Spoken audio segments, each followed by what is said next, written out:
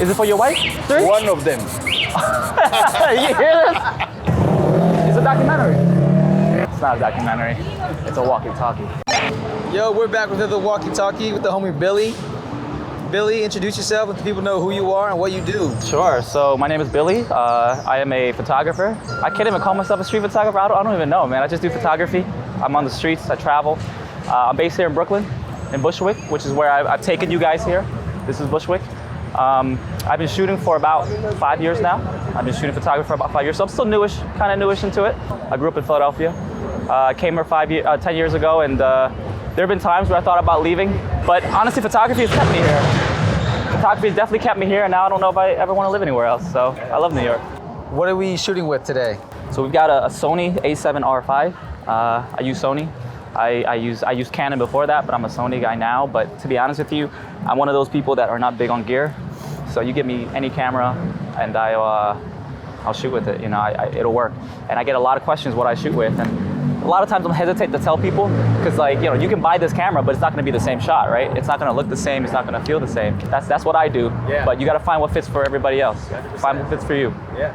All right, man. Let's get to shooting. Let's do it. Let's do it. All right, so this is one of my favorite train stations to shoot.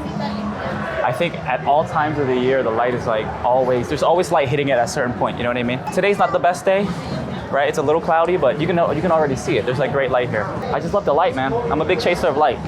I think you're gonna hear me saying that a lot in this video. Yeah. We almost had to reschedule this. We almost. Because it was cloudy. Yeah. Big lover of light. But don't get me wrong, I still shoot cloudy days. It's not all about good light, but.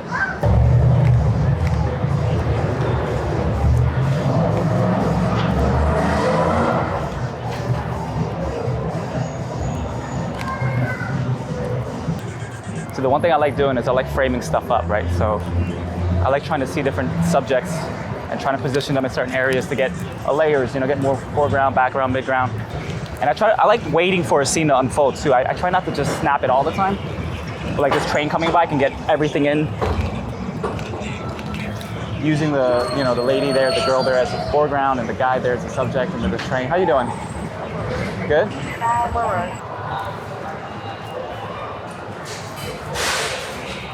I like looking for interesting like compositions, you know, things that you don't really see too much. I love this area. It's just a little bit rough, you know, and I feel bad shooting a lot of the people. These guys want to be shot right here. I feel bad shooting them. You want a photograph? Yeah? But I just love the grunge. I love the grittiness. That's what I like. So when I travel, I love traveling to places that are a bit more different than what I'm used to, like a big city, right?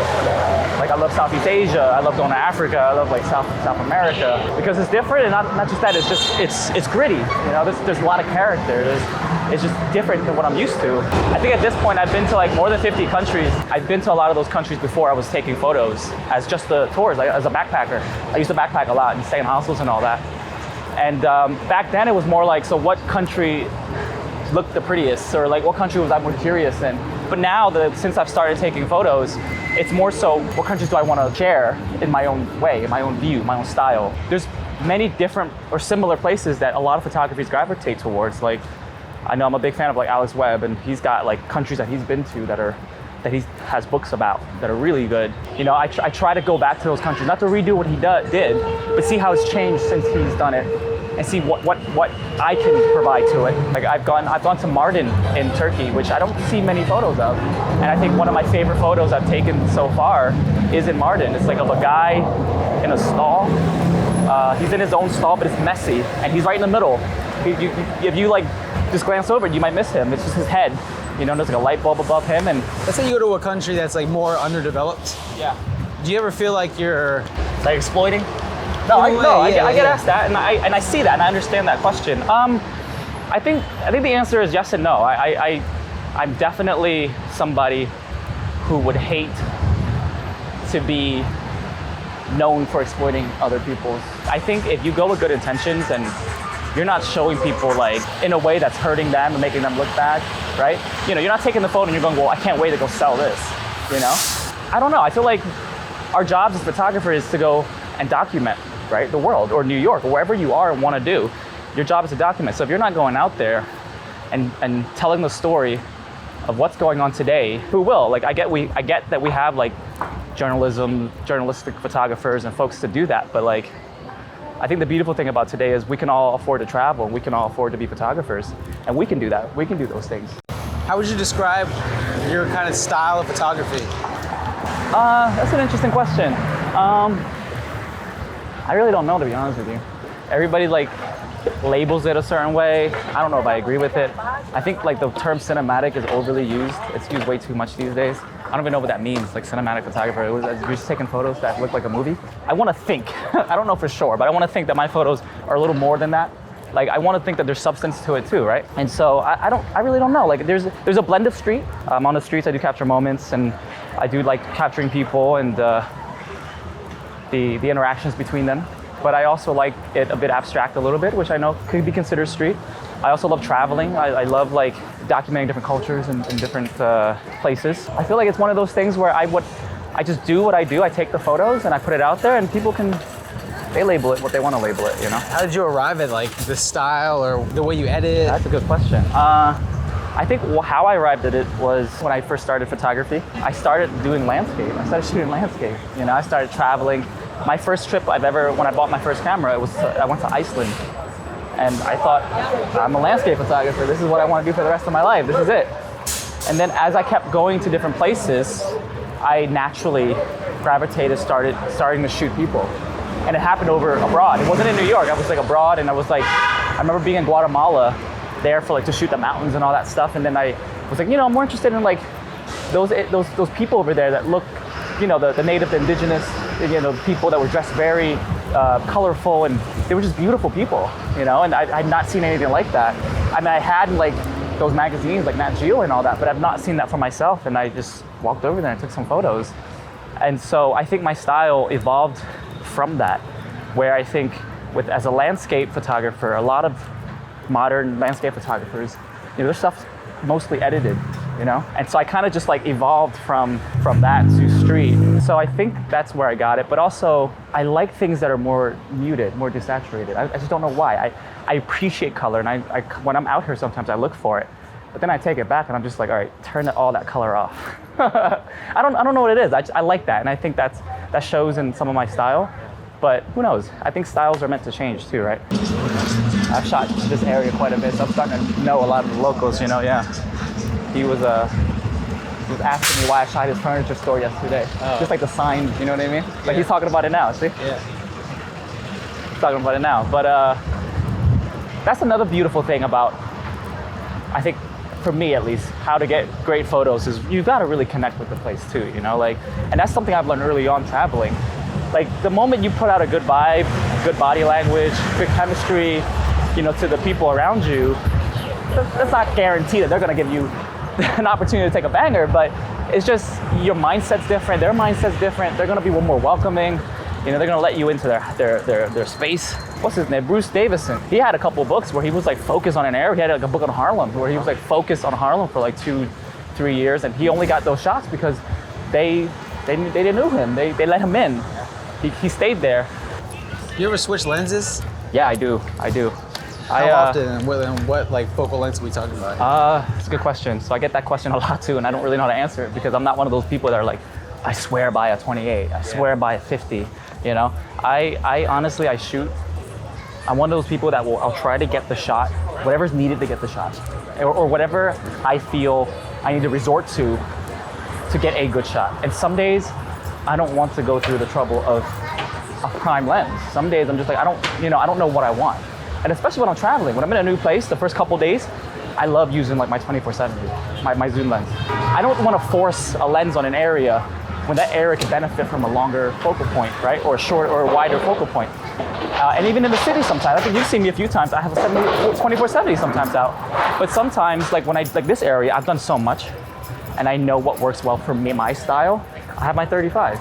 And it all depends on how I feel. Like, do I want something? Do I want to be in people's faces that day? Or am I looking for more abstract things that day? Am I looking to like get like deep into like get reflections or like get up people's nostrils? You know what I mean? A lot of people these days are too caught up on like, okay, what gear can I buy to take a photo like Pauly B? do I need a Leica M6 to take a photo like Pauly B? You and I know you don't need, it's a nice camera. I have an M6, it's a beautiful camera, and I know why people love it. But you can start off with a Canon AE1, get almost the same type of photos. My advice here to anybody is pick up whatever you can afford, that you're comfortable with, and spend money on a comfortable pair of sneakers. Seriously, because you need to be out there and walking all the time to take good photos. You're so cute. Look at this flower. Who's it for? Your wife? Too ugly. No. This makes you more beautiful. Yeah. Yeah. Is it for your wife? Yes. Oh, it's the anniversary? One of them. You hear this? How many wives do you have? 3. Wow. You want 2? I give you. No, I can't. I can't handle that many. That's a lot. That's what I love about this area, man. People are so funny. Do you have any goals with this? Like, what's your goal with photography? I don't know if I have one answer. I think there's some parts of me where my goal is to share and capture the time that we live in a way that's hopefully unique. It's almost like we're doing our jobs to continue to document this world. I just hope to inspire people. You know, I hope that even if I become nothing, could create or give into the next generation of really great photographers. You know what I mean? I like to make this one day a full-time thing. Being out shooting streets pays the bills, and I'm living comfortably. I hope that one day could work. That's a goal. Who's your Mount Rushmore of photographers? That's 4. Top 4? Yeah, 4. Oh man. Definitely Alex Webb. I think I've mentioned him a bit before. I'm a big Fred Herzog fan. Really good photographer. Saul Leiter's really fucking great. I do love Vivian's stuff. I love Bruce Davidson's stuff too. I do find bits and pieces from McCurry. I do like McCurry's work. He's not really street. I see a bit of that side in my work too. Oh, Ernst Haas is fucking great. When people talk about your work, when you're not there, who do you hope they compare it with?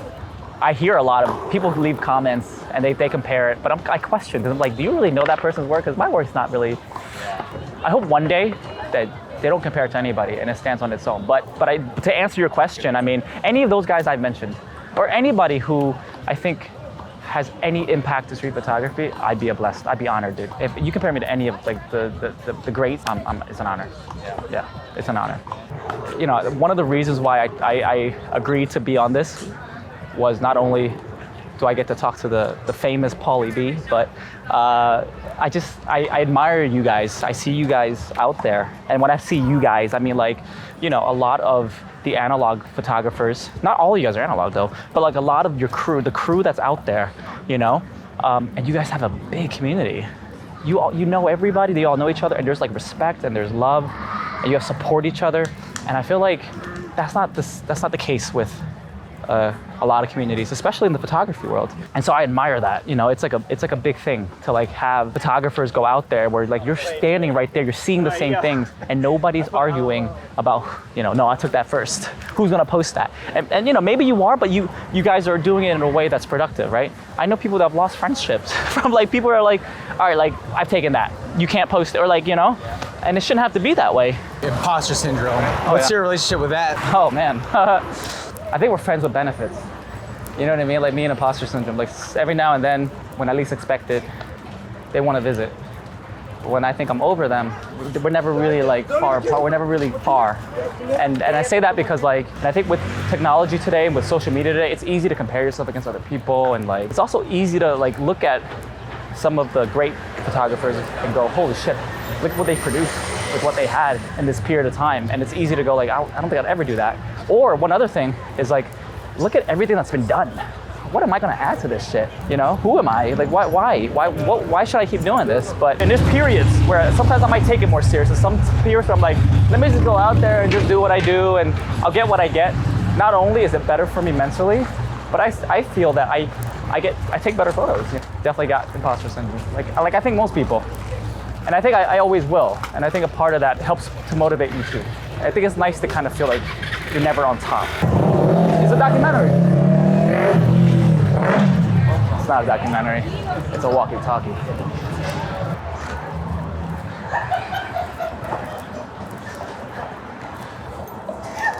That was the real photo. She kept her guard down because she thought I was finished.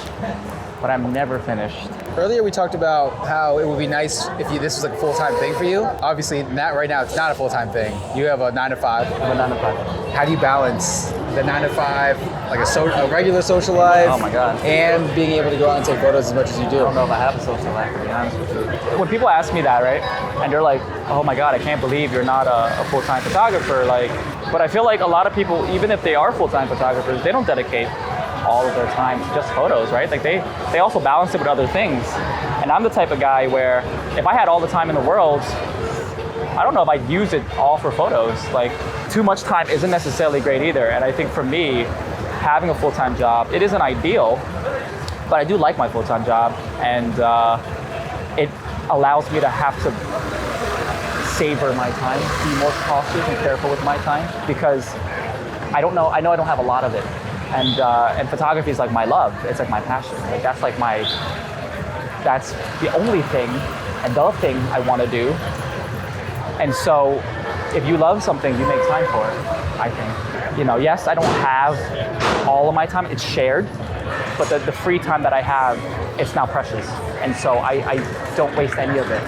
Yeah, I think one day I'd like to be full-time, but right now, I think I'm okay with this balance. You know what I mean? The time away from something that you have, the distance makes the heart grow fond. Yeah, like if you have distance from something, like I broke my foot last year, and I had surgery and everything, but I was out of action for a good 4 to 5 months. And I remember when I had a surgery on my left foot, and when I was able to, like, when the doctor cleared me to be able to, like, I wasn't able to bear weight, so I was on crutches for like that long. But when they cleared me to like be able to go outside with a scooter, I had a scooter, and I was shooting with it. But what I'm getting at is, like, when I came back to it, I was itching for it. You know what I mean? Like I hadn't taken street photographs in like 3-4 months at that point, 5 months, and I was like itching for it. And and I think it's nice to take a couple weeks off, and like reset. I like scenes like that too. You see the liquor sign and like the people sitting there, and it just feels timeless. It feels like we're still stuck back in like the 70s and the 80s. I like capturing a variety of things, and at the end of the day, I like just like, if it's something interesting, I'll capture it, right?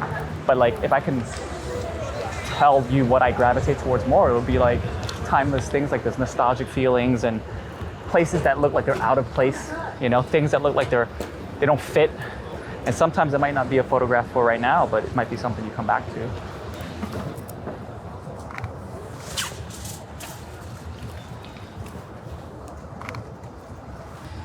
How you doing, sir? This is your liquor store? No, this is not mine. Oh, it looks like you. You look like the owner of this liquor store. No, sitting there like the boss. No. Yeah? Yeah, what's up, man? Good to meet you, my right. friend. You take care of yourself. Okay, bro. Look at this place. Holy shit. It's got like the old newspaper racks on the wall. It's got like the bubblegum machine, like these old leather chairs, like the key. It looks so old. Wood panel. Yeah, wood panel. I can't go in here. It's locked. Is there anything you're currently struggling with photography, or like trying to get better at? Yeah, there's a lot, man. I think one thing maybe is, I don't know if it's like me that's struggling it or more of like how people perceive my photography, but I think after you shoot a certain amount of content or photos that you become known for, people like they go, well, this is what he does, like, whether it's like close up or like dark and moody and rainy or like sunny day or like far shots or close shots. After you do a certain amount of it, you get known for that. And I think I'm struggling to convince people. That like I do more than just one thing. I take a whole lot of stuff. I might not choose to share a lot of it, but it's hard. It's easy to get pigeonholed into like one type of photography. So it's like, it gets to you after a little while, I think, because you're like, no, I've worked so hard to like do this. Yeah, I think some of my struggles might have more to deal with like, where do I go at this point from here? Like, I think a lot of people think that because I have a job that I'm not taking this serious and it's just a hobby, but to me, it's a lot more than that, I think about that from time to time. I don't know what the answer is. I try not to let that like get to me. I try not to let that like dictate what I shoot or what I do. Sometimes you shoot and you have all this content and this archive, and you're like, well, what now? Yeah. Like what's to come of this? Does this mean anything? Does anybody even care? I struggle with that. I think it's purpose. I think I like to always have meaning in the things that I do or in life, and so Although I do have goals that I've mentioned and I set for myself, there's more of like an overall, like, what's the next step for you, you know? Yeah. Like I like having clear directions and knowing what I want to do, so. Finish your sentence. I take photos because Because I want to share with the world what I see. Is that right? Is that the right answer? you tell me. I guess. That was very quick though. I didn't have time to think about it. That was just like the first thing that came in my mind.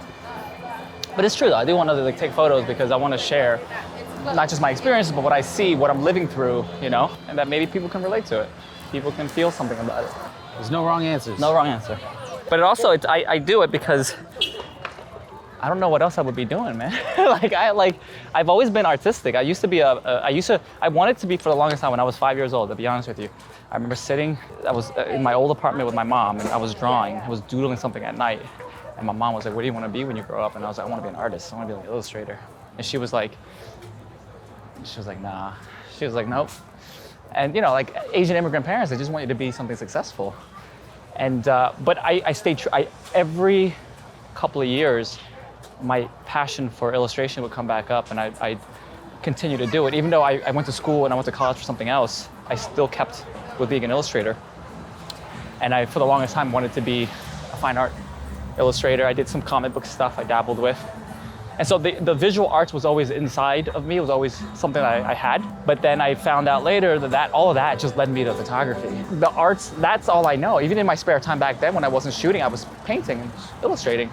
So I do this because it's a part of me. I don't know what else I'd be doing, you know? And I love it. It's great. It's fun. It's enjoyable. It's like, it's an exercise. It allows me to see the world differently. It allows me to have a renewed sense of where I live, human behavior, human beings. It makes me realize how small the world is, yet big, and how in so many ways we're different, but similar. You know, there's so many ways we're like, we come from different places, backgrounds and everything, but we're so similar in so many ways. And I think photography has brought that out a lot in me. It's made me more compassionate towards how different we all are and accepting that we all come from one, I don't know what it is, but we all come from almost the same soup can. Yeah. All right, that's gonna do it. We're gonna go get some food. So Billy, thanks for hanging out with me today. Let the people know where they can show you some love. Thank you, man. So if you guys love this video, please subscribe to Paulie's channel right below or above. I don't know, I don't have YouTube, but subscribe to his video so I can keep doing more of content like this. And you can follow me on Billy D. That's Billy D 3 E's at Instagram. Hell yeah.